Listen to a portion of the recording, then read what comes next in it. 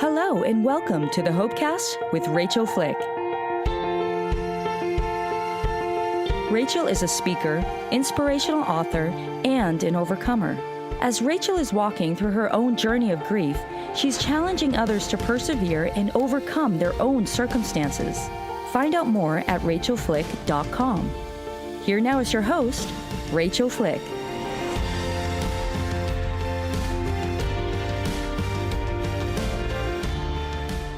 Hi friends, welcome back to this week's episode of the Hopecast with Rachael Flick. I'm so glad that you're here to join me on this journey of resilience and healing, and I'm so grateful that you're allowing me to be a part of this story with you.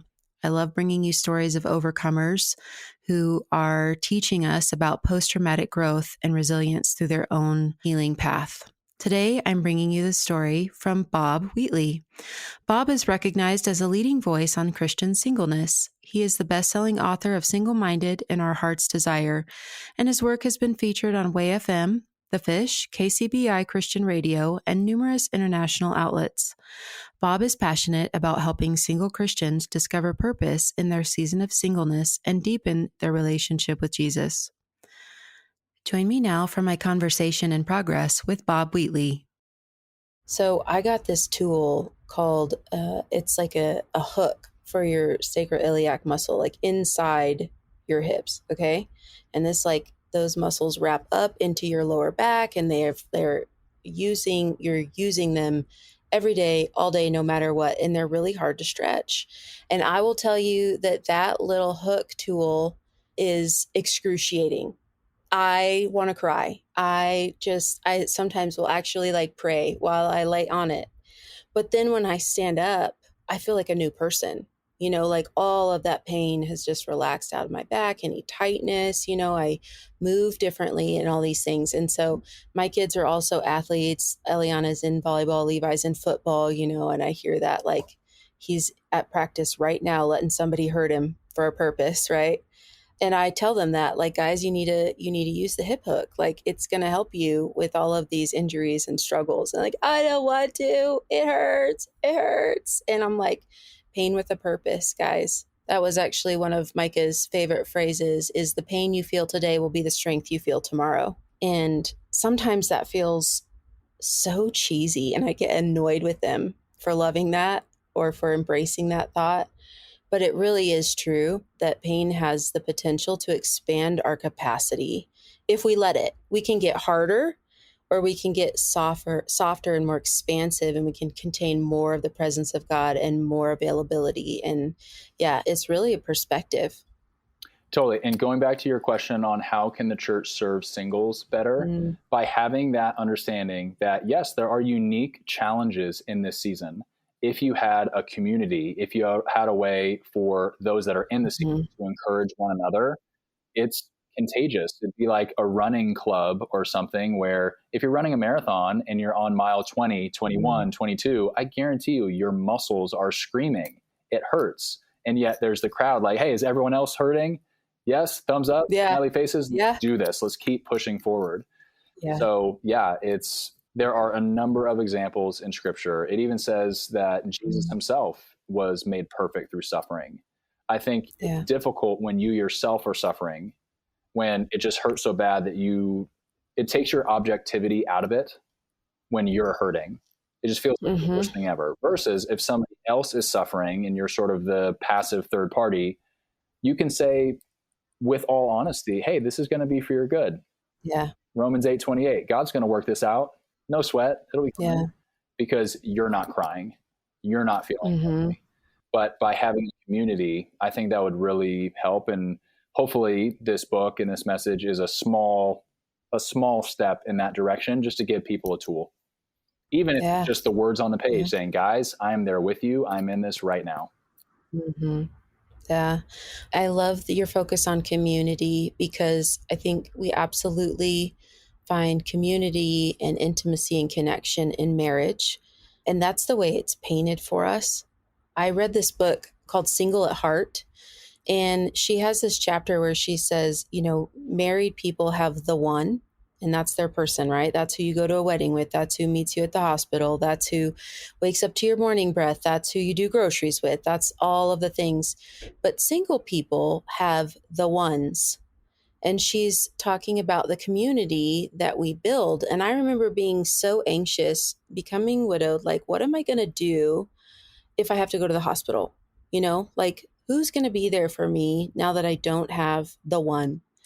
And in 2023, I got really sick and I had 4 surgeries and I was in the hospital for 35 days. And it was just, it went on and on. And I will say one of the biggest blessings was seeing the ones, the community that I cultivated when I was well, coming around me, sitting beside me, you know, taking care of my kids, taking care of my dogs. Like, I don't think you should even try to do singleness without community.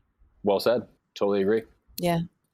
That loneliness, like there's this place, I've lived this. I don't know if this is relatable to others, but like, this is how you should get your needs met versus like these ways of getting your needs met are both equivalent, right? Like it's okay to have deep connection with your friend group. I have 3 couples that we were really good friends before when Micah was alive, and they've never kicked me out. I did have a fear that when I became single that I was no longer eligible for the friendship, but I was grateful to realize that they would keep me and love me and embrace me either way, which is how we should embrace our friends. But I do life with them, you know, and we call it family dinner. We get together and the 7 of us bring our kids and we'll sit for 5 or 6 hours on a Saturday and just talk and connect and encourage one another in the Lord. And I can't fathom being single without that in my life.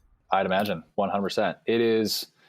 It's the shift in truly believing that you are in an advantaged season as a single person.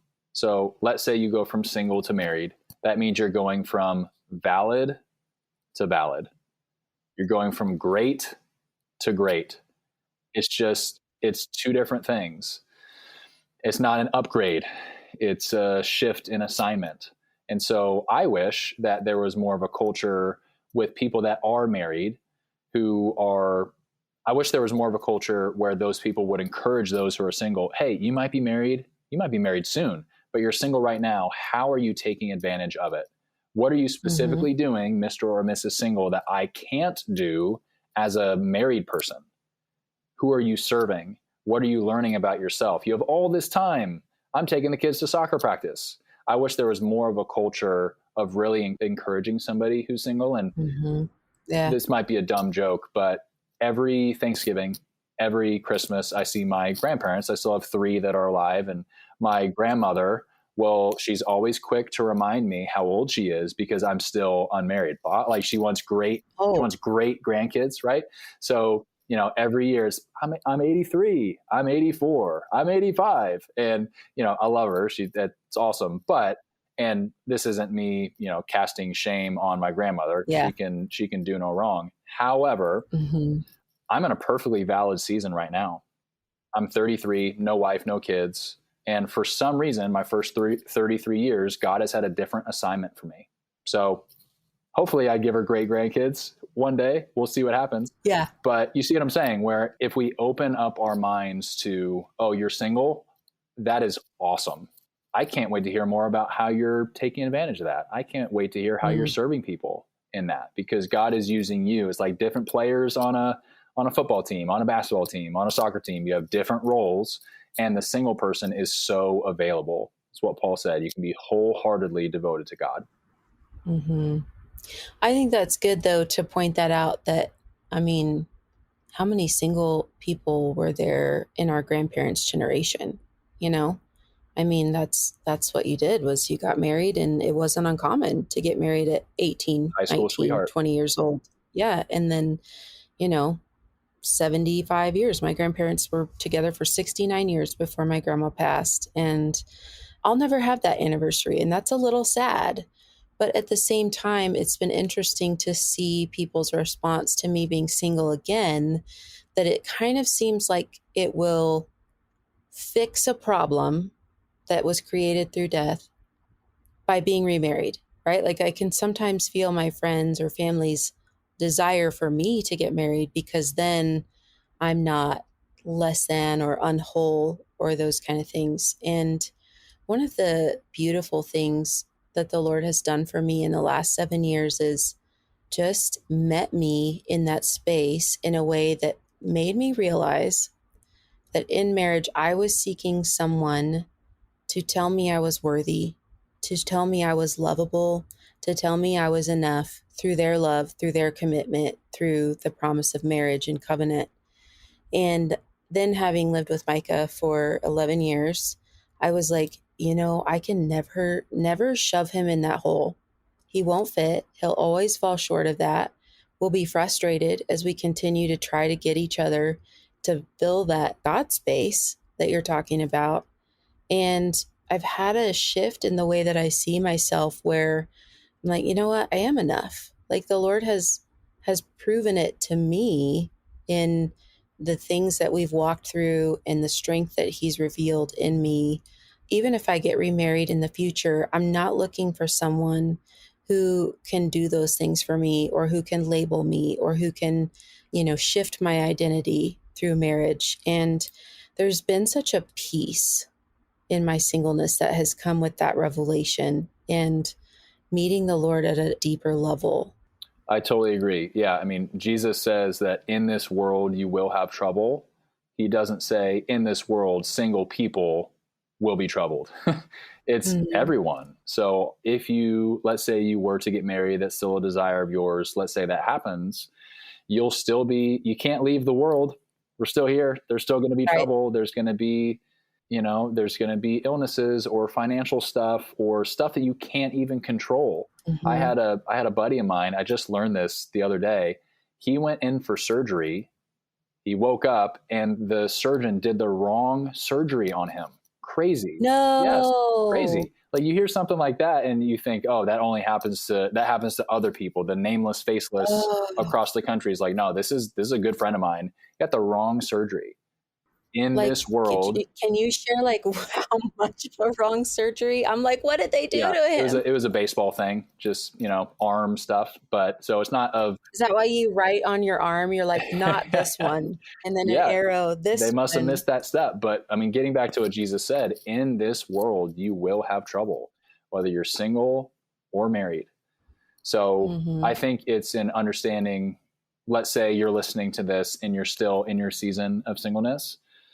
You will not be made completely whole. You will not be completely fulfilled on this earth because it's still broken. We live under the curse and we see through a glass dimly. God has a different vision for us. We started in Eden. We don't live there anymore. God is trying to restore that. So it's almost giving yourself the permission to groan, like Paul says we do. It's okay if your heart is groaning. And in my research for the book and in talking to other people that are married, you can be lonely in marriage. In your marriage. Yep. Come on. It's not like that's the fix all. All of a sudden I have a ring on my finger and then everything is solved. It's like, no, my heart is crying for Eden. And that's not the name of my future wife. Eden is a place. Eden is a relationship with God. That's what our hearts are longing for. And it's like I said, we're going from valid to valid, from great to great. You can't lose. Yeah, it is. I didn't appreciate the gift of my singleness before, but I do now. And one of the things that I'm so grateful for in it is a spirit of peace in my home, in my life. If there is a man in my future, he's not competing with other people on apps, the top 10%, whatever things that people tell themselves, like, this is why I can't find a partner and this is what's wrong with our culture and those kind of things. He's competing with my peace. Like, I don't have to argue about whether I bought the shoes or not. Like, if it's in my budget and I want the shoes, then I buy them, or the kids and I are going to take this vacation, or my priorities are here, or if I want to sleep in my bed and watch TV, that doesn't bother anybody else, And so those things are a gift to me now that I never appreciated in time before I understood, like, you really have to align yourself. I remember asking one of my mentors, what do you always pray in your marriage? And she was like, alignment. And I was like, huh. And then years later, I'm like, oh my gosh, like you're always trying to come together, to be more unified, to talk through the things that you disagree about. And there is beauty in that. And that absolutely refines us and makes us more like Jesus. And also, that's a lot of work. And I don't miss it currently. Yeah, totally. So, yeah, I have a different perspective and I have gratitude that I didn't used to have. Yeah, I'm sure you have such a unique perspective because you have been on both sides of this aisle and multiple times in different seasons. Single, married, single is where you are today. And what you're saying right there is exactly what Paul describes in 1 Corinthians 7. He says the married man, or in your case, the married woman, will have worldly trouble. And I would spare you from that. So the quote, worldly trouble is the lack of alignment.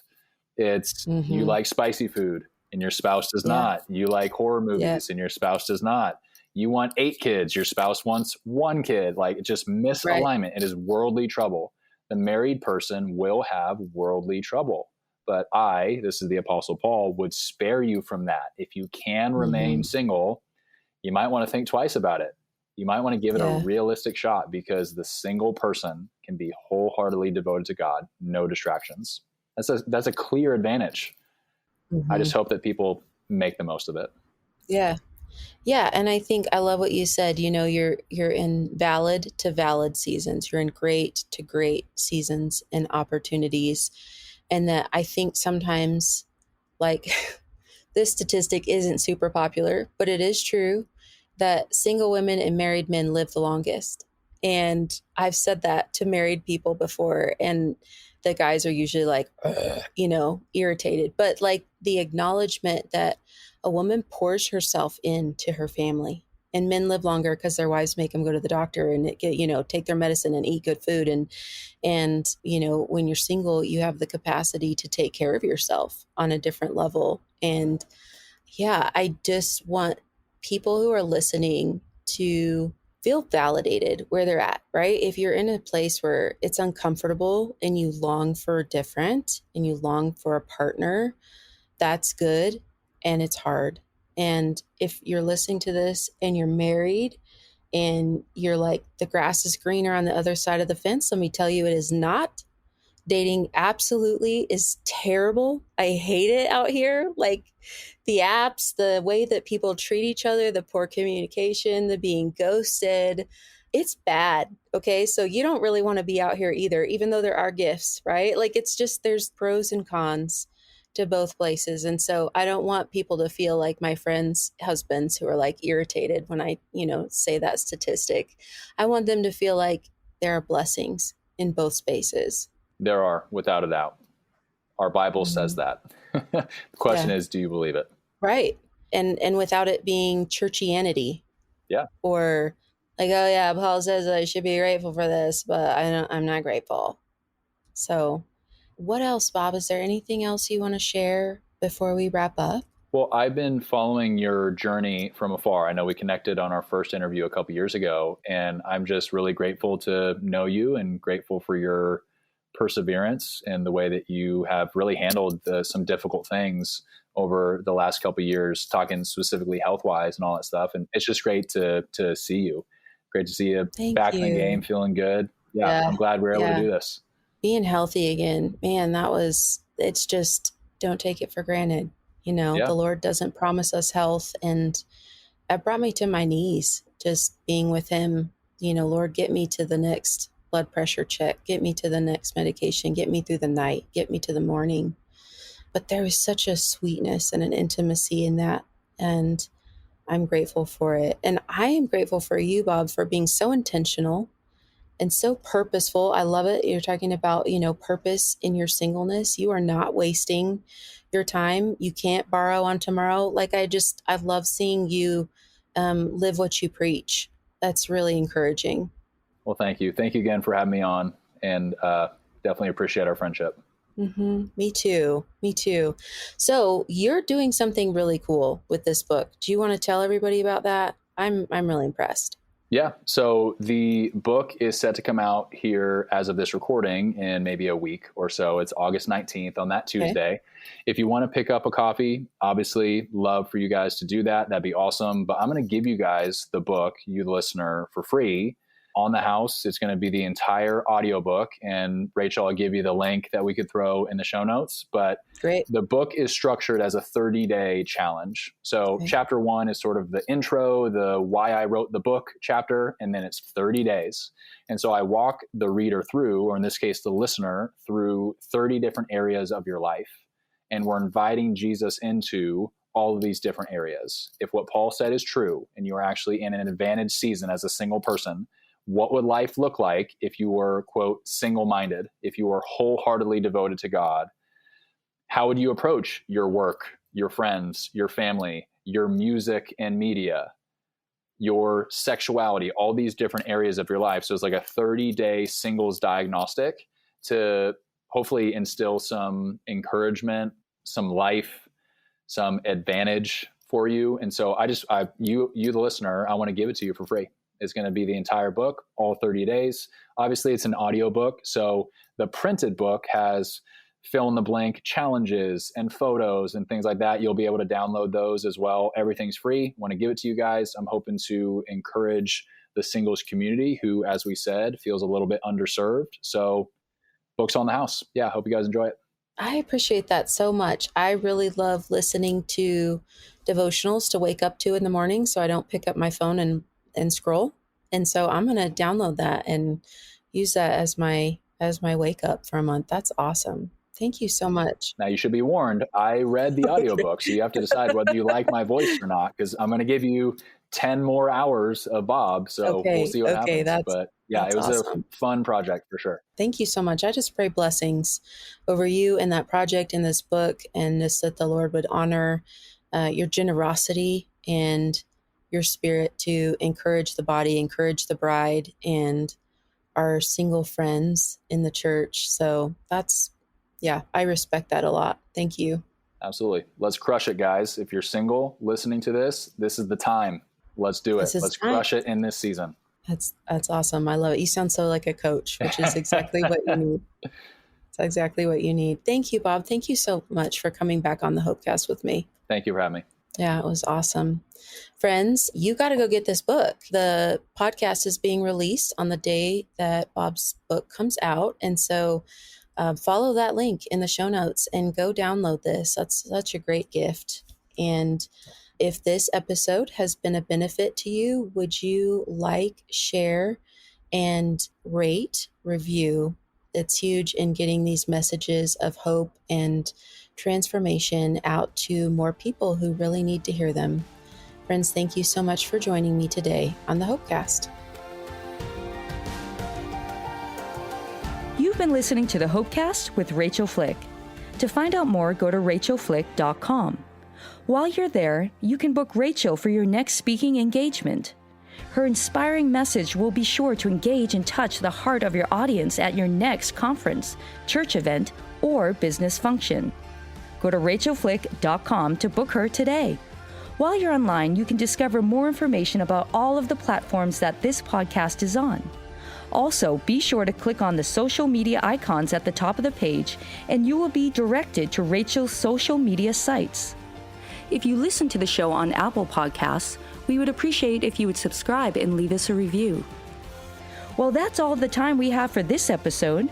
Thanks for joining us, and we will see you next time for another edition of the Hopecast with Rachael Flick.